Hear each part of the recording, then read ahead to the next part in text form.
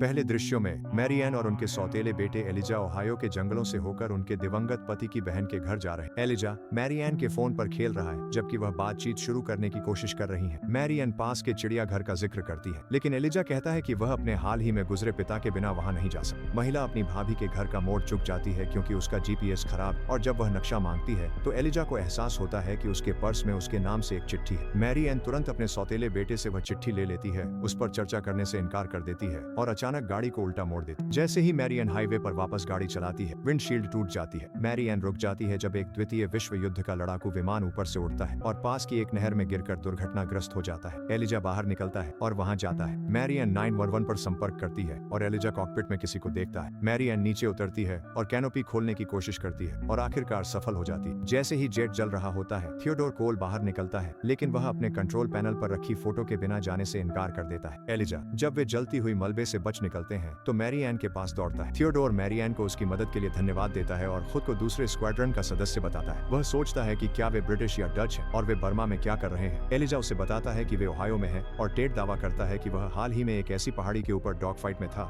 जो असल में है ही नहीं। टेड पास के डेटन के लिए बने वाटर टावर को देखता है और उसे याद आता है कि वह इसी इलाके में बड़ा हुआ। बादलों के ऊपर एक तूफान की आंख बनती है। शेरिफ पार्कर मैरियन और एलिजा की बात सुनता है जब वे टेड को ब्रैडफोर्ड के एक स्थानीय अस्पताल ले जा रहे होते हैं। जब वह टेड की कहानी सुनाती है कि उसे रंगून के पास मार गिराया गया था तो एलिजा सोचता है कि क्या वह पायलट द्वितीय विश्व युद्ध का अनुभवी था। एक एजेंट दावा करता है कि टेड मस्तिष्क की चोट के कारण भ्रम देख रहा है। एलिजा टेड के अस्पताल के कमरे के पास जाता है और अपनी सौतेली माँ से वेंडिंग मशीन के लिए पैसे मांगता है। एलिजा टेड के कमरे में जाता है और जब वह उसकी डॉग टैग्स की ओर देखता है तो टेड लड़के की कलाई पकड़ लेता है। डर से कांपते टेड एलिजा से पूछते हैं कि वह कहाँ है और एलिजा सोचता है कि क्या वह कोई बुरा आदमी है। टेड पुष्टि करता है कि वह एक असली सैनिक। अब पायलट उलझन में है और कहता है कि आज क्रिसमस ईव 1941, लेकिन एलिजा उसे बताता है कि अभी सितंबर है। वह एलिजा से मदद की गुहार लगाता है और अपनी जैकेट की जेब से एक विज कैंडी बार बच्चे को देता है। एलिजा ने कभी विज कैंडी बार के बारे में नहीं सुना था और कहता है कि उसे सिखाया गया है कि अजनबियों से कैंडी नहीं लेनी चाहिए। जब एक अधिकारी एलिजा को कमरे में देखता है और उस दरवाजे पर जोर जोर से दस्तक देता है जिसे बच्चे ने बंद कर दिया है तो टेड एलिजा से अपने दोस्त शेरिफ सिमंस को ढूंढने का आग्रह करता है। एलिजा वादा करता है कि वह ऐसा करेगा। इसके बाद पुलिस और एक वार्डन अंदर घुस आते हैं। पुलिस वाला टेड को उसके बिस्तर पर पटक देता है और वार्डन पायलट को ट्रैंक्विलाइजर का इंजेक्शन देता है। मैरियन के साथ घर जाते समय एलिजा अपनी सौतेली माँ को टेड की कही बात बताता है। मैरियन को लगता है कि टेड पागल है, लेकिन एलिजा सोचता है कि शायद टेड सच बोल रहा है। मैरियन बताती है कि विज ने ये चॉकलेट बार 30 साल पहले बनाना बंद कर दिया। मैरियन अचानक गाड़ी रोक देती है, फिर ब्रैडफोर्ड लौटकर सिमंस से मिलने जाती है। सरकारी और सैन्य वाहनों का एक काफिला उनके पीछे वाली नदी के किनारे पहुंचता है। मुख्य एजेंट बिल कोमिंस्की फोन करता है और कहता है कि किसी को भी टेड से बात नहीं करनी चाहिए और उनके पास उसे अतीत में वापस भेजने के लिए केवल 7 घंटे हैं। कोमिंस्की मौके पर मौजूद अधिकारियों और फायर फाइटर्स को सूचित करता है कि रास्ता अगले आदेश तक बंद रहेगा और उन्हें घटनास्थल को दोनों दिशाओं में 10 किलोमीटर तक खाली कर देना चाहिए। इसके बाद वह स्कैनिंग उपकरण से आंख की जांच करता है और उसकी सहायक नीना बोमन उसे बताती है कि वह यह हजारों बार कर चुका है और उसका उपकरण उन्हें कुछ नया नहीं बताए। कोमिंस्की के टेड को लाने के निर्देश देने के बाद बोमन बाहर चली जाती है। जैसे ही चीफ मैकलार्टी को कोमिंस्की के निर्देश के बारे में पता चलता है, मैरियन और एलिजा ब्रैडफोर्ड पुलिस स्टेशन पहुंचते हैं। जब वे सिमंस के बारे में पूछते हैं तो मैकलार्टी उन्हें बताता है कि वह मौजूद नहीं है। एलिजा एक डिस्प्ले कैबिनेट की जांच करता है, एक चित्र देखता है और उसे खोलता है तो उसमें एक हस्ताक्षरित जॉनी बेंच बेसबॉल पाता है। जब मैकलार्टी बेसबॉल लेता है तो लड़का उसे गिरा देता है और फोटो ले लेता है। मैरियन एलिजा को बाहर ले जाती है और वह उसे 1938 की तस्वीरें दिखाता है। अब टेड इसमें शामिल है, लेकिन मैरियन को यकीन है कि यह टेड नहीं हो सकता। टेड अस्पताल में जागता है और खिड़की से बाहर देखता है, जहां वह देखता है कि सेना के सैनिक बाहर आ रहे हैं। जब वार्ड बॉय टेड को एक और बेहोशी की दवा देने आता है तो वह उसे बेहोश कर देता है, उसकी वर्दी चुरा लेता है और बाहर निकल जाता है। अब टेड अपने कपड़े ढूंढने के बाद चुपके से बाहर निकलता है, जबकि बोमन अस्पताल के बिस्तर पर बेहोश मरीज को खोज लेता है। बाहर टेड 21वीं सदी की तकनीक देखकर हैरान रह जाता है, इसलिए वह एक कार में घुस जाता है और अलार्म बजा देता है। बोमन उसे देख लेती है और अपने लोगों को पार्किंग में बुला लेती है। वे समय रहते बाहर भागते हैं और टेड को एक चोरी की मोटरसाइकिल पर भागते हुए देखते हैं। सरकारी विशेषज्ञ लड़ाकू विमान को नाले से बाहर खींच रहे हैं और दुर्घटना स्थल पर पानी में उसके सभी टुकड़ों की तलाश कर रहे हैं। जमीन में कंपन जारी है और एक तकनीशियन मिलबर्ग कोमिंस्की को सूचित करता है कि उन्होंने एक असामान्यता खोजी है। मिलबर्ग कोमिंस्की को बताता है कि उसे लगता है कि वह आंख एक द्वार है और उन्हें सब कुछ वापस उसी के माध्यम से भेजना होगा। अब कोमिंस्की बस उसे विमान की मरम्मत करने का निर्देश देता है। जब मरियन पेट्रोल पंप पर रुकती है, एलिजा दावा करता है कि चित्र में जो आदमी है वह टेड है, न कि उसका पूर्वज, और टेड समय के पार यात्रा कर चुका है। लड़का यह मानता है कि समय यात्रा भी किस्मत की तरह लोगों को वहां खींचती है जहां वे वास्तव में हैं। एलिजा वह पत्र उठा लेता है जो उसकी सौतेली माँ ने पहले लिया था और उसे पढ़ता है, जबकि मरियन ज्यादा गर्म हो रहे इंजन की जांच करती है। वह एसयूवी से बाहर निकलता है और शिकायत करता है क्योंकि जेफरसन उसका नया प्राथमिक स्कूल पास के बर्लिंगटन में है जहां उसकी मौसी रहती है। एलिजा ने समझा था कि वे दोनों साथ में सैन डिएगो जा रहे हैं, लेकिन उसे पता चला कि मरियन अकेले जा रही है और उसे छोड़ रही है। मैरियन कहती है कि उसने अपने पति से वादा किया था कि वह हमेशा एलिजा के लिए सबसे अच्छा ही करे। एलिजा सोचता है कि क्या उसने बहुत ज्यादा परेशानी खड़ी कर दी है और उसकी सौतेली माँ उसे आश्वस्त करती है कि ऐसा नहीं है और यह स्थिति उससे जुड़ी नहीं है। मैरियन एलिजा को भरोसा दिलाती है कि सब कुछ ठीक हो जाएगा और उसकी मौसी उसकी अच्छी देखभाल करेंगी और यही सबसे जरूरी है। जैसे ही वे निकलते हैं, टेड हाईवे पर उनकी ओर आ रहा होता है, लेकिन उनसे टकराने के बजाय वह अपनी मोटरसाइकिल क्रैश कर देता है। एलिजा मानता है कि यह किस्मत है और टेड से पूछता है कि क्या वह फोटो में है। टेड इसकी पुष्टि करता है और सिमंस की ओर इशारा करता है और एलिजा मैरियन को बताता है कि टेड को उनकी मदद की जरूरत है। मैरियन मान जाती है और टेड से पूछती है कि वह कहाँ जा रहा था, जिस पर वह जवाब देता है कि वह अपने घर जा रहा था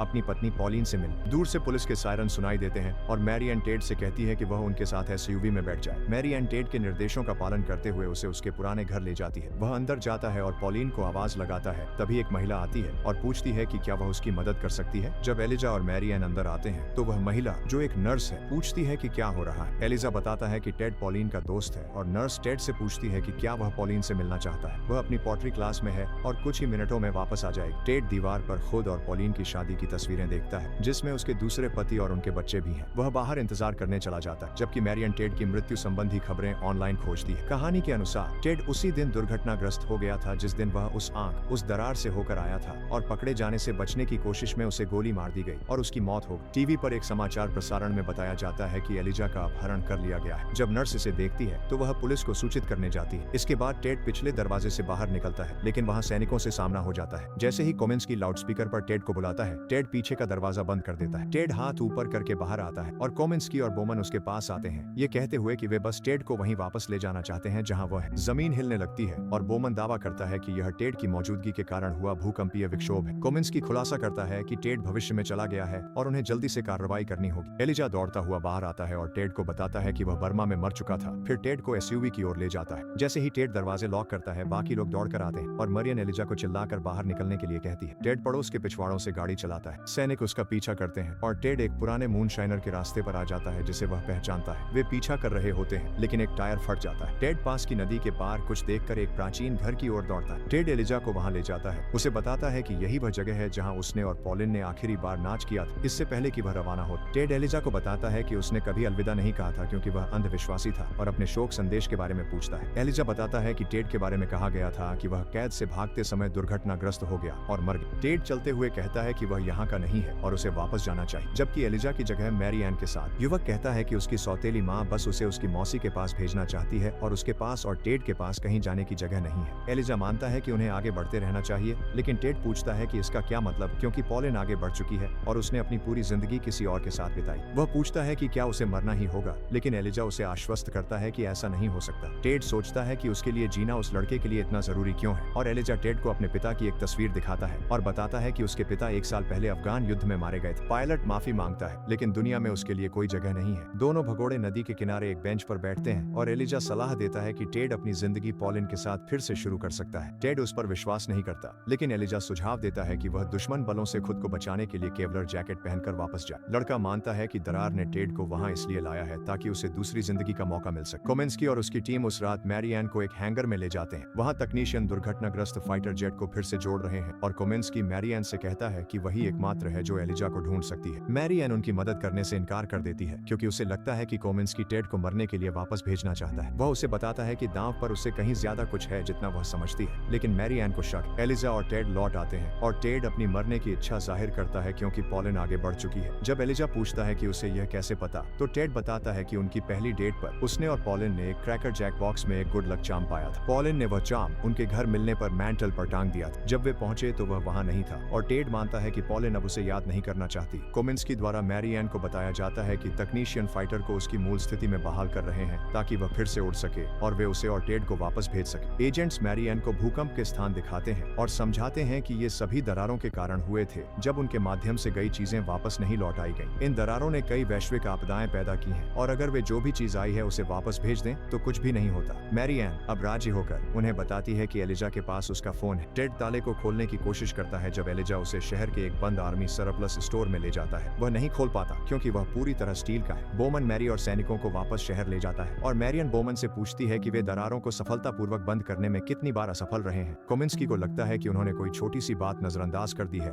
लेकिन बोमन का मानना है कि दरार की अपनी एक इच्छा है और वह जो भी करती है किसी कारण से करती है। दरार हमेशा ठीक 11 घंटे के लिए खुली रहती है और उसे विश्वास है कि उस अवधि के दौरान कुछ न कुछ होना चाहिए। दूसरी ओर बोमन को बिल्कुल भी अंदाजा नहीं है कि टेड को क्या हासिल करना है। टेड और एलिजा पास के एक रेल यार्ड की ओर भागते हैं क्योंकि वे पास आती हुई सायरन की आवाज सुनते हैं। एक हेलीकॉप्टर दल उन्हें खोज लेता है और दूसरों को बुलाता है, लेकिन मैरियन कोमिंस्की से पहले टेड से बात करने का मौका मांगती है। मैरियन सहमत हो जाती है और कोमिंस्की टेड की ओर बढ़ता है। टेड हथियार और सुरक्षा के साथ लौटने की पेशकश करता है, लेकिन मैरियन उसे चेतावनी देती है कि वह लड़ नहीं सकता और यह दरार पहले भी हो चुकी है। अगर टेड उसी रास्ते से वापस नहीं लौटा जिससे वह आया था तो 10 मील के दायरे में सब कुछ नष्ट हो जाएगा। एलिजा को शक होता है और वह टेड से कहता है कि वे उससे झूठ बोल रहे हैं, लेकिन मैरियन अपने सौतेले बेटे को ले जाती है और उसे बताती है कि उसे यह करना ही हो। टेड अपनी किस्मत स्वीकार कर लेता है, लेकिन मैरियन कहती है कि दरार ने उसे जानबूझकर वहां भेजा है। टेड संभावित कारण के बारे में अनुमान लगाता है और उन्हें बताता है कि उसे लगता है कि वह जानता है। जब वे पॉलिन के घर लौटते हैं तो कोमिंस्की टेड को 5 मिनट का समय देता है। टेड अंदर जाता है और देखता है कि पॉलिन अपनी रसोई की मेज पर किसी समस्या पर काम कर रही है। वह झिझकते हुए उसके पास जाता है और उसका स्वागत करता है और वह उसे देखती है और मुस्कुराती है। टेड माफी मांगता है कि उसने कभी अलविदा नहीं कहा। उसे लगता है कि वह आगे बढ़ गई है और उसे भूल गई है, और कहता है कि वह अब भी उससे प्यार करता है। जब पायलट घोषणा करता है कि उसे जाना है तो पॉलिन उसे वह ताबीज दिखाती है जो वह अपनी गर्दन में चेन में पहनती है। टेड पॉलिन को एक बार और नाचने के लिए प्रोत्साहित करता है और वह मान जाती है। इसके बाद टेड पॉलिन को अलविदा कहता है जैसे ही कोमिंस्की कमरे में प्रवेश करता है। मैरियन और एलिजा टेड का इंतजार कर रहे हैं जब वह अपने फाइटर की ओर बढ़ता है। एलिजा पायलट को गले लगाता है जो उसे आश्वस्त करता है कि लड़का ठीक रहेगा, और मैरियन के साथ अकेले में एक पल की गुजारिश करता है। टेड कैलिफोर्निया और एलिजा की तन्हाई का जिक्र करता है और लड़का उसे बताता है कि मैरियन एलिजा को इंडियाना छोड़ने जा रही है। जब मैरियन एलिजा को देखती है तो उसे सिर्फ अपने मृत पति की छवि दिखती है। टेड मानता है कि दरार ने उसे वहीं भेजा क्योंकि मैरियन और एलिजा वहां मौजूद हैं, और उसे लगता है कि वह भी एक पायलट था जो उसके पति की तरह किसी लड़ाई में मारा गया था। वह मानता है कि मैरियन समझती है कि उसका पति उसे क्या बताने की कोशिश कर रहा है, और मैरियन एलिजा की ओर मुड़कर देखती है। कोमिंस्की टेड को शुभकामनाएं देता है। टेड ये महसूस करते हुए कि वह कुछ भूल गया है एलिजा से कैंडी बार मांगता है। एलिजा कबूल करता है कि उसने वह खा लिया है और टेड को खाली रैपर थमा देता है। अब भागने में देर हो चुकी है, लेकिन टेड कहता है कि दरार का मतलब कैंडी बार चुराने से नहीं है, बल्कि वह चाहती है कि वे वही करें जो वह चाहती है। वह जोर देता है कि उनकी रणनीति सफल होगी और अपने फाइटर में सवार होकर पॉलिन की तस्वीर की ओर देखते हुए दरार की ओर उड़ जाता है। दरार उसके पीछे बंद हो जाती है और गायब हो जाती है। मैरियन और एलिजा एक दूसरे को गले लगाते हैं और फिर वहां से चले जाते हैं। अगले दिन मैरियन और एलिजा एक साथ सैन डिएगो गए। अंत में एलिजा मुस्कुराते हुए आसमान की ओर देखता है और इसी के साथ समापन होता है। फिल्म के बारे में अपने विचार साझा करें। बने रहिए, अगली बार फिर मिलेंगे।